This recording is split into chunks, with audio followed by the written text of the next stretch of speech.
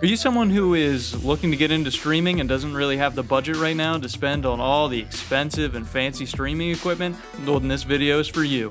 In this video, we're going to be covering a process that is going to allow you to essentially rack up the streaming equipment that you are going to want for no charge.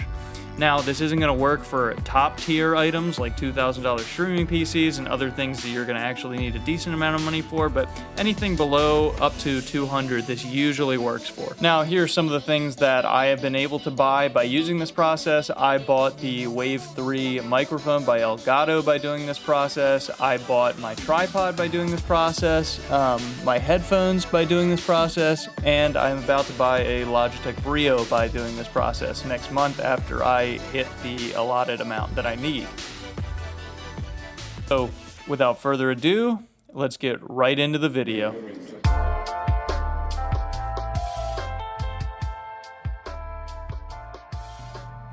What's going on YouTube? Namarans here, and in this video today we're going to be talking about a topic called credit card churning. Some of you may have heard about this, some of you maybe not, but I'm going to go over a detailed overview today just to kind of go over some tidbits of it, if you should use it, if you shouldn't use it. I believe it's a great way to get things sort of, using free money just by getting credit card bonuses.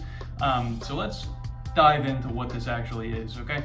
So here's what it is. A lot of credit card companies will give you basically a sign-up bonus for opening a card, and it usually works in you have to do something like X amount, whether it's like $500 within the first 3 months, $1,000 within the first 3 months, something along those lines. And then once you reach that limit, they will give you a bonus, and these bonuses vary.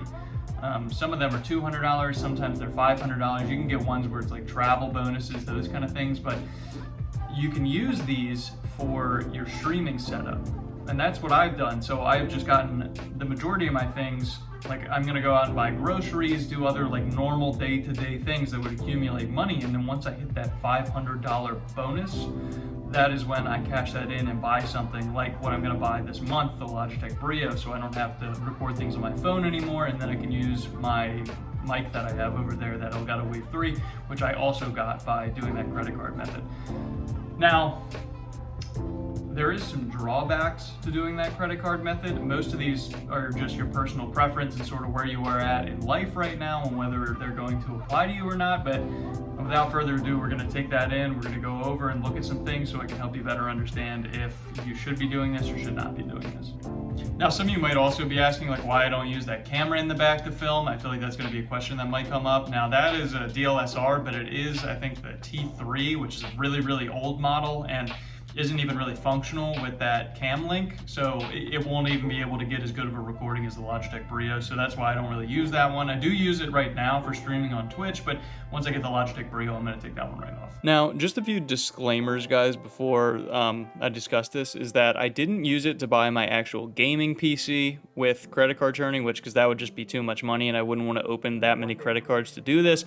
When you're opening these credit cards, I believe if you're going to purchase some of these things, it should be smaller end items. Like I used it to get my microphone, the Logitech Brio, my tripod stand, and other things like that. It shouldn't be things that are going to be costing you thousands and thousands of dollars, because you would have to rack up and do a lot of credit cards at a time. But like most things, if you find a happy medium with it, it can help you out a bunch. So, all right, let's start to discuss the drawbacks here. So, if you have a lot of recent credit applications in one time, it can draw down your score a little bit. Now, these aren't permanent. This is only done through something called like a hard inquiry, which that means it's going to sort of hurt your credit a little bit in the short term. But if you're not planning on buying a house or doing anything, gigantic where you would need a giant loan in the meantime, it's not really going to matter. And for me, when I think I've opened up like 4 credit cards fairly recent, and I haven't really seen much of a ding at all on my credit. My credit is still really good. So if you're not buying a house recently or any other things that are going to sort of require you to get a gigantic loan, that's going to be okay for you, and you're going to be able to do that. One of the good things that I thought about this is the credit utilization part of this.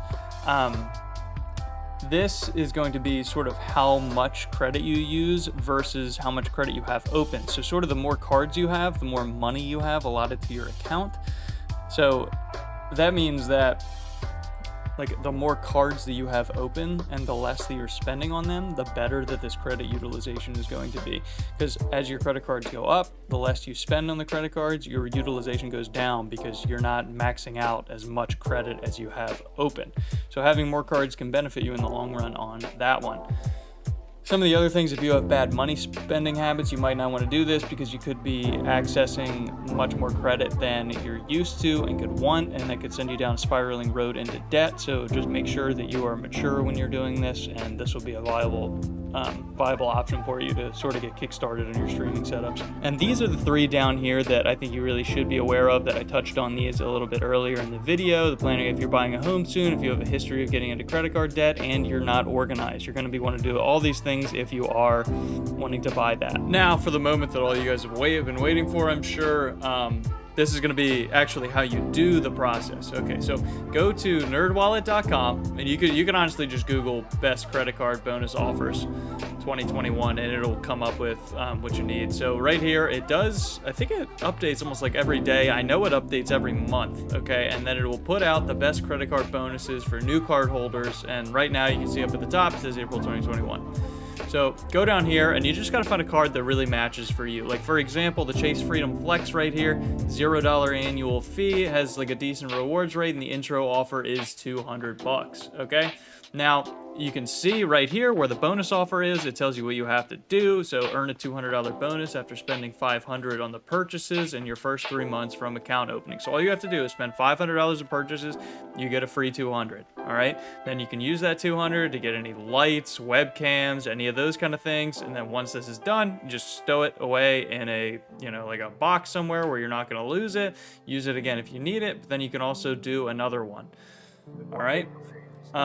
I would warn against doing too many at one time. You don't get like 10 to 15, you know what I mean, a certain amount of time, because even as a new streamer anyway, you don't need all that, sort of types of gear, because you're not going to be that big in the beginning anyway, so you want to grow as your stream and your YouTube channel, whatever you're doing, grows with you. So that's really it, guys. This is something that you can use that's really, really going to benefit the way that you can get your stream set up if you're a newer to even medium range streamer and just have things that you want to get but you don't really have the money for. This could be the answer for you. If you're a bigger streamer, it's not going to matter, obviously, because you're going to have enough money to upgrade your gear and this is going to be your main business. But if you don't want to spend the initial money because you're just starting out and it doesn't make you that much right off the bat, it really doesn't make you that much right off the bat, then this could be the thing for you. As always, if you found this video helpful, please leave a like, comment, and subscribe down below. It's going to help me out a bunch. I'm trying to grow this process and do the same thing as most of you, I'm sure. So thanks for tuning in. I appreciate all your time.